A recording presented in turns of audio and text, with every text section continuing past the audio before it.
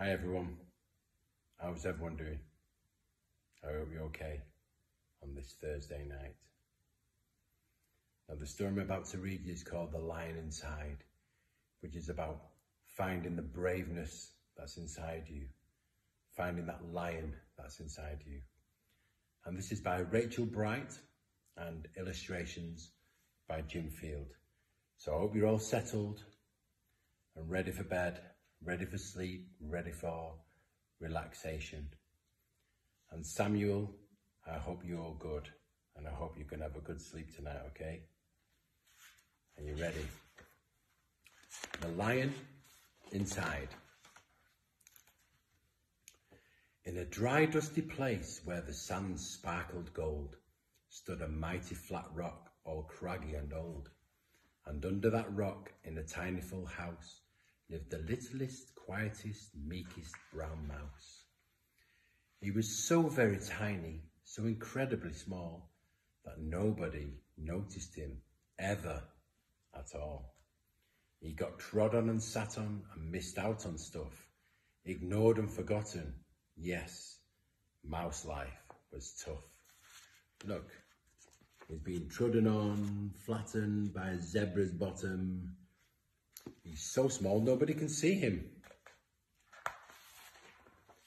Meanwhile, far above, on top of the rock, times were quite different.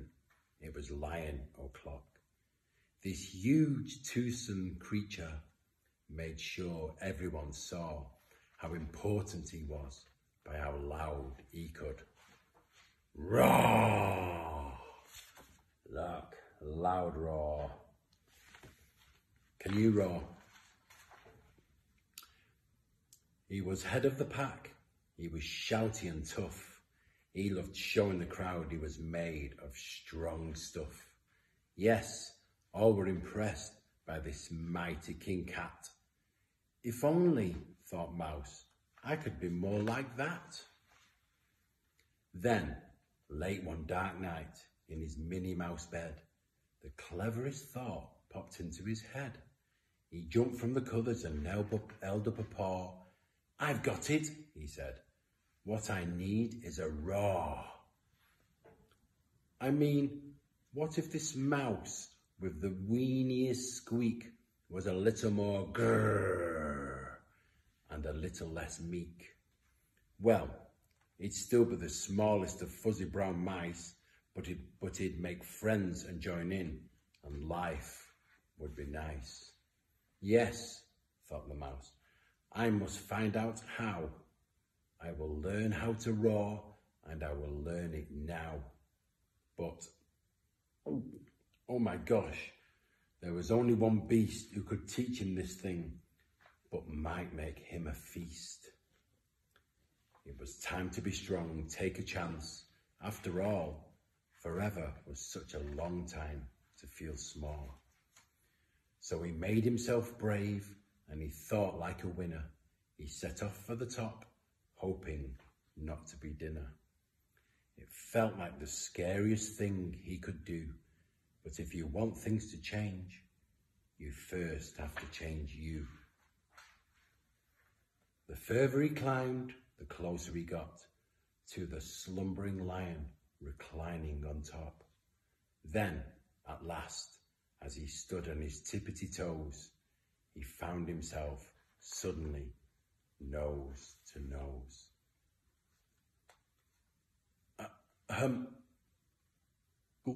Pardon me? Wake up, Mr. Lion. You've got company. Squeak, Mr. Lion. What I've come to you for is squeak. Do you think you could teach me your roar? A silence befell that twinkling plain. Lion opened his eyes and puffed out his mane. Time slowed right down. Why, it felt like a week. Then he opened his mouth and let out an eek! Oh no, look, the lion's all scared. Oh no, the lion's scared of a little mouse. The lion was shaking, his paws all a-fumble. He was backing away with a scrambling tumble. Don't hurt me, he whimpered. Oh, try to be nice. Well, my goodness, this lion was frightened of mice. Don't worry, Mouse peeped. I'm a friend, not a foe. Let's rock this together. We'll have fun, don't you know? That was a magical moment for sure, when Mouse didn't feel at all small anymore. He had found his true voice and learned to speak out. And for that, you don't need to roar or to shout. And from that day and always, the two were a pair. They both liked that rock better, now that rock was to share. The mouse, while still little, felt big in his head. And Lion, he still roared, but with laughter instead.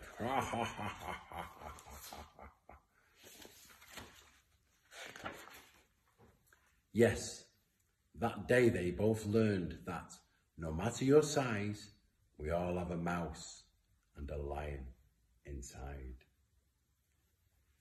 Which do you have inside? Do you have a lion or a mouse inside? Fantastic story that was. Okay, it's time to close your eyes.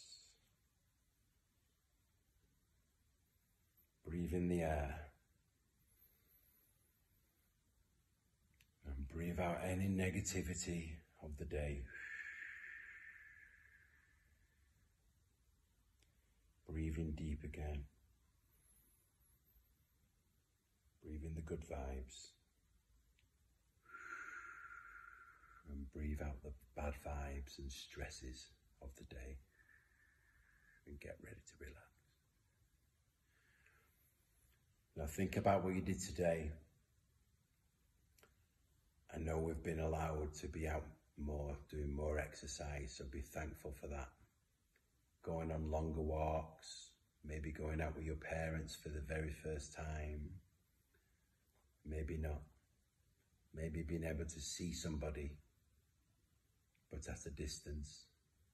Soon it will come.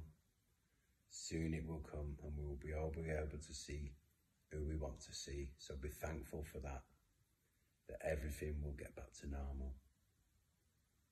So give your mummy and daddy a big kiss and say thank you to them. And they'll be very thankful for that. Manners goes a long, long way. Okay, now you can open up your eyes.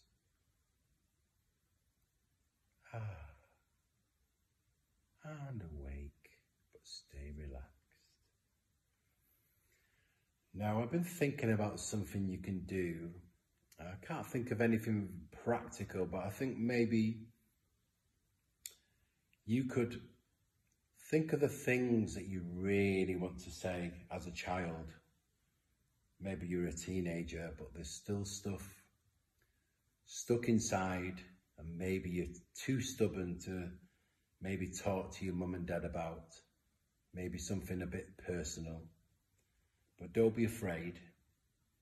Maybe you can speak those things that you've never spoke about before, whether you've ever told your mum and dad that you love them, or anything that, like I say, that's very personal. Bring that lion out of you inside and feel big and feel great about yourself, because once you talk about things, you feel so much better by getting it off your chest. Okay? I do sometimes, and I keep a lot of feelings inside. And when I let my feelings out, don't be afraid to let them out. Okay? I wish you all a good night, very sweet dreams, and a deep, peaceful sleep. Good night, everyone.